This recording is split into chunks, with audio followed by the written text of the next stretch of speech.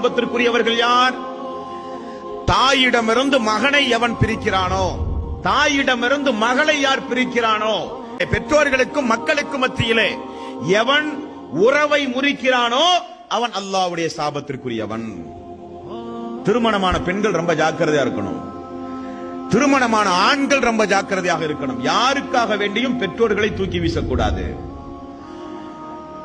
தனியாக சென்று குடித்தனம் நடத்த வேண்டும் என்பது மார்க்கத்தில் தடுக்கப்பட்ட ஒன்றுமல்ல, மார்க்கத்தில் அனுமதிக்கப்பட்டது. அதற்காக வேண்டி திருமணம் முடித்தா என்ற ஒரே காரணத்திற்காக வேண்டி உன் தாயை பார்க்க கூடாது, உன் தந்தையை பார்க்க கூடாது, எந்த காரணத்தை கொண்டு உங்க அம்மா உங்க அப்பா வீட்டுக்கு போக கூடாது.